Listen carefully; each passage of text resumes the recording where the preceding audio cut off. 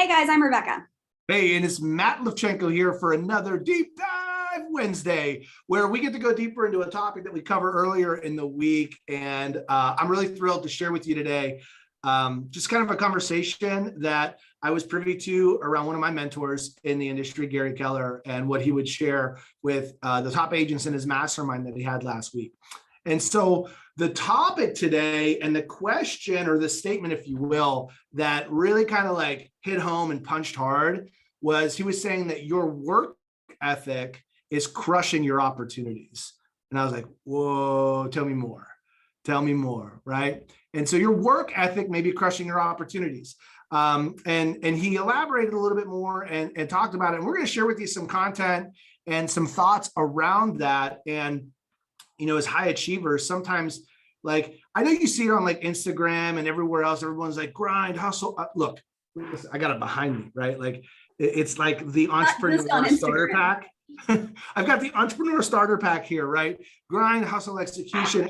And it's like people glorify hard work as opposed to smart work or doing the hard work, right? And we're going to get into that a little bit as well. So Rebecca, why are we talking about this to begin with? I think it's something that resonated with both of us, and I know it resonated for me. That's hard work and work ethic. You know, one of the questions that you asked in the Tuesday content that we put out was, why do you work so hard? And that has been rolling around in my head for days now. Why do you work so hard? Why is that such a point of pride in your life? And what's it really accomplishing? And so I wanted to share a little bit about what's been going on in my head, and obviously yours as well. So there's a lot of energy around this topic that I'm super excited about. And I think sometimes for me, whenever I listen to someone else working through something that I'm also working through, it's the most impactful. So I feel like this is going to be a really honest and vulnerable conversation, and I'm excited about it. Yeah. And then Gary followed up that question with another question, and it's talked a lot about online as well. And that's, so you're an achiever. Great. Do you know why? Right? Do you know why you work so hard? Do you know why you sacrifice or put in the hours? Do you know what all this is for and what it's all about? And the reality is something like oftentimes we say we know our why or our purpose. And the trap is if it's a number or an income or a goal, the thing is once you hit it, it becomes empty. So like, why? What's this for? And there's a lot of, so at the end of this conversation, we're going to share with you the top 10 questions that Gary Keller generally asks himself to gain clarity towards that why and that purpose. And so stay tuned for that. We're going to share it to you at the very end. Don't just scroll forward. We're going to have some conversations here. So I think Rebecca's got a slide around this conversation that we're going to go through, and it's going to be third grade time. We're going to read it. We're going to read it out loud. Make sure you get it. So read it together. We're going to read it together. All right, I've got it pulled up right now.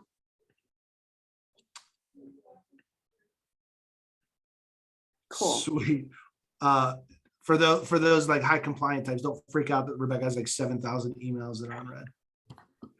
Do you see the right screen now? Now I don't see it. I see it now. Okay, well, you're going to have to read it because I don't see it. I'm gonna read it. So Gary shares with us that, you know, oftentimes we find ourselves doing as a way of hiding from understanding who we are. We do, right? We execute, we work hard, and that keeps us busy, but it also allows us to ignore the pressing question, right? And that question he was saying is, so you're an achiever. Do you know why, right? Like, why is it important to you? So your work ethic is crushing your opportunities when you don't slow down to think through your why.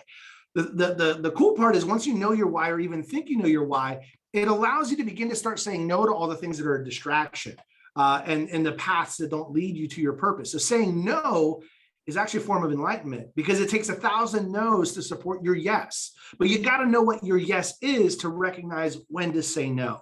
And this is the part, again, the people that are constantly conditioned to work hard and fast don't slow down enough because they think it's lazy. So Gary speaks to that. He says reflection time or white space in our calendar, it feels lazy when we're not doing something. When we're not doing something or sitting down, we struggle to accept that laziness. Gary shared that his goal was actually to become as lazy as possible compared to his counterparts that were out there just executing. So when he can sit down and think through, understand, plan, and then finally execute on something while everyone is simply doing, he was able to get ahead.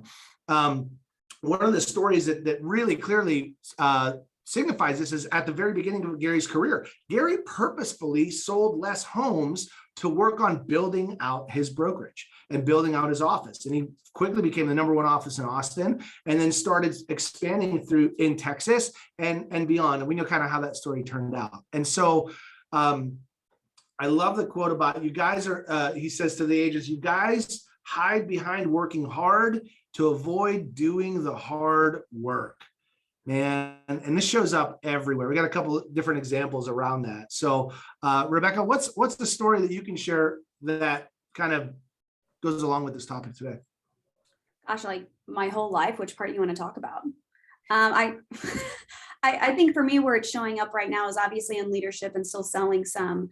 It shows up for me that I can get a really long list. If you look behind my board here, I can get a really long list of all the things that I could hide behind and feel like I crushed it at the end of the day.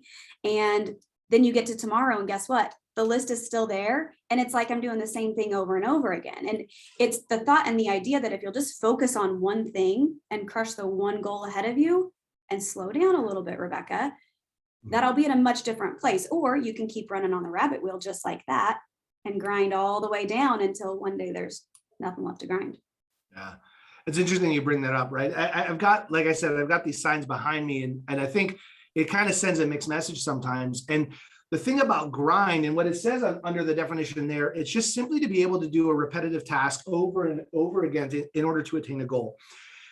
If we don't know why we're doing the grind, the end result is that we're left to dust, right? Like the best artists know when to stop chipping away at the stone. I mean, Michelangelo, when he created David, saw a gigantic block and knew that he only needed to take a certain amount off, right? So if we think about in our own businesses, are you really clear on the activities that you need to grind on, right? Do repetitively over and over. And are you okay with letting back when enough's enough, right? Or you're left to nothing, or there's burnout, or there's, relationships suffer. Like all of those things are an end result of not being clear on your purpose, which allows you to start saying no to the distractions and saying yes to the things that matter.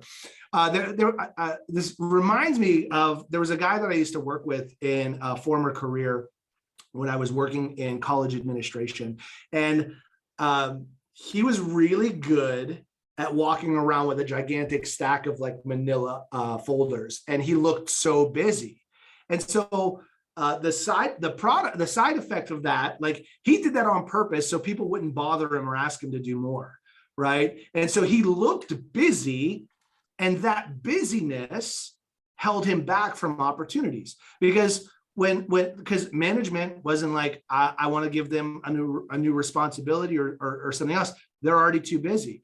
And this happens to us as agents as well. And this is the warning sign, right? There's too many humble brags out there on social media, like how busy you are, and your friends and family, your database is seeing that, and they're referring business to other people because you look too busy, or you're highlighting that one big sale that you had, and your friend's like, well, I referred my friend over to somebody else because it was only like X amount of dollars. I thought you didn't do those types of businesses. So your glorification of hard work or busyness is actually literally holding you back from opportunities of either more income or more relationships. So that's just on the surface. And I know that Gary's talking about it on a much bigger scale. And that's literally like, what is your goal, your purpose, and your why that pulls you forward to be able to do the things that you don't want to do consistently over time, right? In order for you to attain those goals. Because look, I don't know if your role is different than my role, or those of you that are watching, your life is different than mine. 96% of the time, I don't want to do what needs to get done. I'm not a fan of it.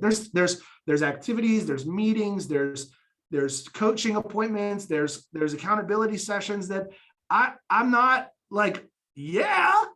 However, I do it because on the other side of it is my opportunity to make an impact in other people's lives, the ability to be a catalyst and light people's businesses and lives on fire, which is the mission of this group here at Agent Inferno, is to be a spark in your life and your business so you can build that life and create that life by design, right? Yep. So that purpose pulls me through the things that has to get done. Yeah. And that's one of my favorite parts about Gary's whole quote that you read was whenever he says, once we know our why, or even think we know our why. Because the thing about life and the thing about real estate and where we're all headed is that your why is it's going to change because you're changing as a person. So I think sometimes, like every single year, whenever we set goals, we sit down, we talk about our big why, and then we feel weird whenever maybe that big why that didn't inspire us last year doesn't inspire us this year. And what I think Gary's trying to say is you just have to have some type of a clarity and stop saying yes to all of it. Yeah, in the Millionaire Real Estate Agent book that Gary wrote back in 2004, he starts off all of his books with a section around mindset. And one of the things he shares with us in that book is you don't have to have clarity, like true clarity in your why. It'll give you a direction when you start asking yourself specific questions. And the thing is just start moving in that direction, and time will reveal whether or not that truly is your why. And if it's not, guess what? It's your life. You get to change it. However, not even picking a direction has you stuck in the same spot, doing the things over and over again, repeating those same destructive patterns, getting distracted and just working hard instead of doing the hard work. So this is a big conversation that a lot of people choose not to have. And I'm going to share a quote from one of my coaches that I loved it, and I'm going to share it with you. And he says, stop saying you don't know your why. You know your why. However, who you have to become in order to achieve your why scares the shit out of you. So you pretend not to, so you continue to play small. And I'm like, dude, bruh, stop it. Because he's right. You all know your why. You have dreams, but for whatever reason, somehow someone convinced you to squash them down, or you convince yourself because who you have to become, right? Here's the thing. Let me tell you this. Putting these videos together, putting these thoughts out there into the interwebs for anyone else to watch besides my mom, right? Like, because we know like one of my views is my mom, right? It's terrifying. It's vulnerable. Like, however, these are the kind of messages that I'm super passionate about. And so I've got to become someone willing to share those things. So I really like that. It's scary whenever you're sharing things. And I think we all are growing. Hopefully, if you're not growing, you're probably in the wrong industry. It's scary to share as you grow, but then that's the best time to bring people into your life and to really see big changes. So for me anyway, that's what that looks like for me right now. And I think when I hone in and I try to really understand and put like practical things in place about how I am going to slow down and being less excited about my humble brag, right? So actually this year, I don't think I've told you this, recently, within probably the last 6 months, I had a friend call me. She was moving to Texas. She was going to buy like $700,000-$800,000 house. Great. Got her hooked up with an agent down there. I'm pumped. Going to be a great referral, a friend from college. I see maybe 30 days later that she has purchased a house. And so I call the agent. I'm pumped. Let's go. Send me that check. Nope. Didn't use the agent. She didn't use the agent. We connected her. And in talking with her about why, she was like, well, she was really busy. And I saw that you were really busy because you had just sold like 8 houses. You posted it and you were excited. And I honestly didn't want to bother you. And that's I think that conversation is the pattern that started this. And so whenever you brought it up recently, it was like, yeah, you gotta stop with the pride all around the busyness, because it's not what you think it is. Your people are watching. It's nothing to be proud of, right? Like there's other things to share that you can share your success with, right? Like my goal was always that the client that I was with felt like the only client I had. And I remember early on in my career, I was working with buyers, and now this is when the average days on market were like 120, and it was a very interesting market at the time. And I had about, I don't know, 7 or 8 active buyers and like 5 or 6 listings. And when I was with them, we were going into one of the houses, and then they're like, hey, I'm just curious, how many other people like us are you working with? And I said, like 7. And they're like, you're going out and showing homes to 7 different people throughout the week? I said, yeah. And I've got about 5 or 6 listings. And they're like, whoa, we would have never guessed, right? We feel like we're your only clients. And I was like, Boom. Well, here's the thing. Earlier on, I almost took it as like an offense. Like they didn't think I was good enough to have more business. However, when I flipped it around, I'm saying, you know what? I need to keep that the main thing, right? Like, so the goal is obviously we want to share our successes without seeming too busy and then making everybody feel like they're the one, right? So that's a whole different conversation that we can go down. And so we put together some of the questions that Gary shared, and we're going to throw them up on the screen. And then we may actually post them in the comments down below for you. And so if you're listening this long already, we're going to give these to you. And I'd love to hear, kind of what you come up with and any ahas or takeaways from these questions, right? Like, who are you really, right? And you're not allowed to say dad, mom, husband, wife, realtor. Like, you can't use those, right? And so who are you, right? It's not your, don't label your title, right? What do you believe? What motivates you? Why do you work so hard? Number 5, man. Ooh, this one's a good one, right? When's enough enough? What do you need control over? What do you fear? What regrets are you trying to avoid? Are you actually seeking the meaning of life? Like, are you questioning that? Are you auditing your life to see if you're actually moving towards purpose? And who are you at the end of all this, right? Who are you? These questions, again, you're not going to answer these all at once. And yet, Gary shared in a webinar recently with us coaches is that you work these questions to a point where you can succinctly answer in a very short phrase, right? So like Gary's answers are very brief, but it may take a lot of journaling in order to get there, right? And he says if you ask, and he said it was really interesting that in the mastermind with the top agents, they were frozen with these questions because many of us are simply not spending the time asking ourselves. And so they all went, contemplative and started getting internal and writing things down. And so take the time to get still and do the hard work instead of hiding behind working hard. Deal. It's easier said than done, but it's super important. I know for a lot of us who have the heart of an agent and just like to be productive all the time, it's really a difficult transition to go from an agent in charge of everything to more of a CEO. And so I don't know if people know the conversations that you're the best at, and that's kind of your one thing, is helping people transition to thinking more like a business owner, right? Yeah, thanks for bringing that up, because it reminds me of a little snippet that I was reading around Jeff Bezos, the head of Amazon, and he was saying, as a CEO of an organization, they're not like on the ground doing the work, right? Like, so he spends most of his day going through key decisions for the organization.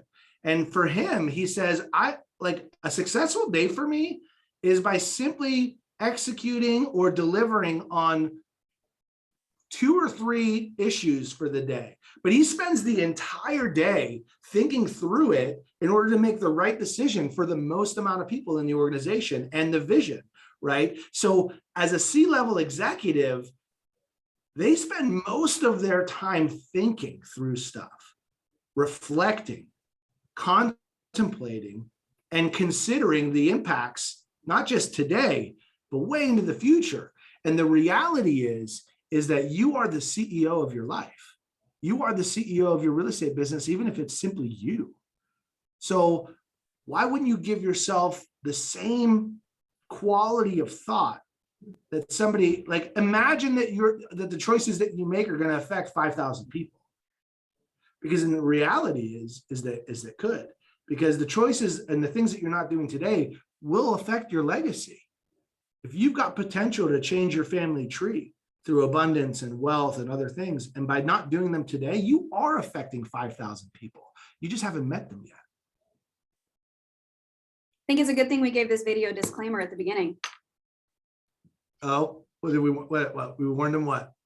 There's gonna be a lot of energy. There's gonna be a lot of energy around the topic. It's exciting. Yeah, no, I'm on fire today. You don't want to come talk to me today. I'm gonna get you more of those scared shitless quotes. Oh Oh my gosh. Well, that's what I have. It's still a lot to think about. It's a lot I'm working through. Word. All right, guys. Hey, Inferno agents. We'll see you on the next one. Bye.